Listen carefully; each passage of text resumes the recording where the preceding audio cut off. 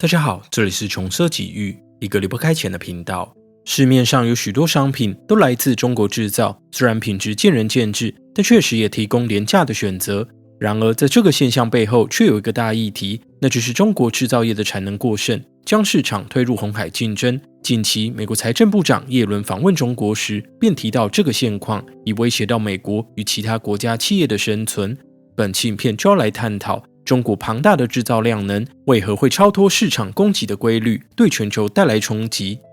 2024年4月4日，耶伦在中国广州展开一连6天的访问行程。他在记者会上明确表示，此行的重点就是中国电动车与太阳能电池板产能过剩的问题。耶伦更明白指出，中国政府大力支持这些产业快速提高产能，但中国本身内需不振，导致商品价格下落。更大的问题在于，当这些产品倾销到欧美国家后，会导致当地企业难以生存。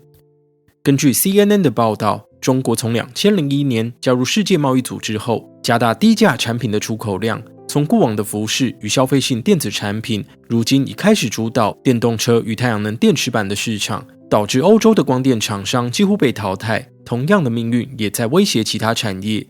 对此，有中国学者主张，假如未来2-3年世界经济回稳，发展中经济体的需求浮现，便可吃下一部分中国的低价出口产品。但回到根本，耶伦在记者会上其实还点出一个重点，这并非首次中国产能过剩伤害他国。10年前，中国的廉价钢材便曾摧毁美国的钢铁业。翻开2009年中国海关总署的数据，我们可以发现，同年12月，中国钢材出口量在短短半年内增加 1.5 倍。当时西方专家便担心中国过度生产的风险将转嫁到欧美市场。就在专家发出警告的5年内，中国钢铁业由盛转衰。根据官方统计，从2001到2007年，中国钢铁产量每年的增幅达到夸张的2成。虽然一度受到08年金融风暴冲击，但中国政府为了救经济，推出4万亿投资计划来扩大内需，国内对钢铁的需求再次激增，并在2013年呈现供大于求的状态。回顾2012到2014年，中国整体的钢铁产业都在赔钱，而产量也跟着下滑。我们拿同一个时期的美国来对比，该国在2010年代初期，为了避免制造业外移，政坛出现再工业化的呼声，钢材产量也跟着增加，但只有中国同期的1/9。对于这个现象，有人认为美国经济转向服务业，本来就会削弱美国制造的实力。但也有学者指出，产能过剩其实根植于中国经济的发展模式中。中国式的产能过剩主要来自2大原因。第一是地方政府的不当激励。中国国家发展改革委员会在2013年就曾指出，地方发展经济的基本套路就是透过各种手段招商引资，像是工地优惠、税费减免、降低环保准入标准、市场保护，甚至让投资人担任政协委员，都是为了让地方有大型的建设项目。但这些手段却扭曲市场供需的原貌，而且地方政府除了激励手段，还会要求企业在当地建厂，否则就无法得到政府的标案。这也导致产能过剩的同时，企业却还在各地扩点。然而，地方政府应该背起全责吗？根据南韩官方智库对外经济研究院的分析，中国中央政府在这套投资驱动成长模式中也扮演重要的角色。财政体制与考核机制让地方政府必须透过吸引外资，提升地方的 GDP、税收与就业，而这也带出第二个因素，那就是企业野蛮生长。中国国家发展改革委员会坦言，产能过剩也跟企业盲目跟风有关。由于热门项目容易吸引资金，因此无论国企与私企都把扩大资本当成重要的发展策略，过度投资便催化出产能过剩的问题。虽然中国政府过去几年对这些问题祭出管制手段，但这套发展模式仍旧存在。例如被耶伦点名的太阳能领域，中国在2023年安装的电池板数量超过美国有史以来的总和，零组件的出口量年增率更高达1倍。为何造就如此庞大的产能？纽约时报认为，首先是中央希望借由太阳能与电动车等新兴领域抵消房产市场下滑的风险，接着是国有银行提供大量低利贷款，地方政府也拿出低于市场租金的土地，加上原本就比欧美国家要低的制造成本，以及中国企业本身研发能力的提升，促成产业的快速发展。有人认为，产能过剩不只是中国的问题，而是全球制造业区域转移之下的结果。为了探讨这个说法，以下要拉2个国家来对比，一个是曾经产能过剩的日本，另一个则是身为世界工厂预备军的印度。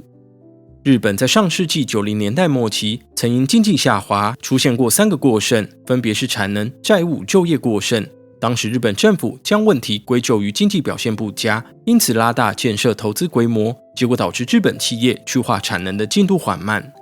为了解决问题，日本政府2002年提出金融再生计划，降低银行的不良债权，对贷款施加更强力的约束，并透过企业停产与重组等方式解决过剩的产能。回头来看中国的问题，关键重点在于要处理地方政府违反市场规律的产业政策，以及过度投资，才能避免产能过剩，回过头来威胁中国自身的经济安全。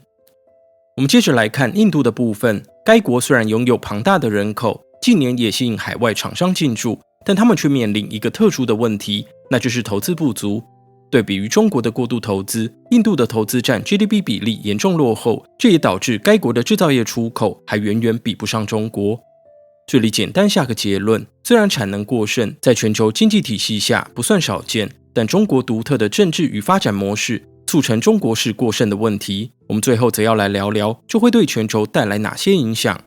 我们先来看对中国本身的影响，产能过剩最大的风险就是削减产业的获利。以光电产业为例，数据显示2023年中国在供给端的产能比市场需求要多出1倍，零组件也因此跌价。业内人士表示，大多数光电公司都停止招聘，部分企业还有裁员的计划，员工本身也常常放假。进一步放眼2024，专家预估这将是中国光电产业厮杀最激烈的一年。拥有雄厚资本的大厂能够并吞撑不下去的中小企业，但小厂只能期盼整体需求扩大，才能继续生存。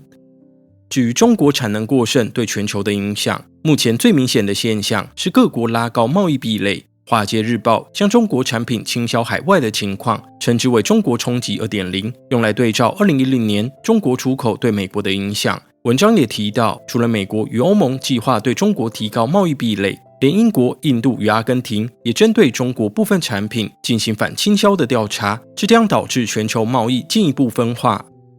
总结来说，中国制造过剩以及大量出口威胁到其他地区的产业，因此把市场逼入红海。虽然发展中国家对低价中国商品仍有庞大的需求，中国在全球制造供应链体系的重要地位短期内也不会有太大的变化，但产能过剩不只冲击欧美，发展中国家的经济也可能因此受挫，中国自家产业更将遭遇内卷危机。套用世界银行学者的说法，这个世界很难再像过去一样再次吸收一波中国冲击，因此中国政府如何去化产能，将对全球经济带来巨大的影响。好了，这集的穷奢就到这里。对这个话题有兴趣的朋友，不妨在下面留言聊聊你们的想法。喜欢我们的话，可以加入频道会员，除了可以使用可爱的穷奢君贴图，还能支持我们维持日更创作。期待你的加入，拜拜。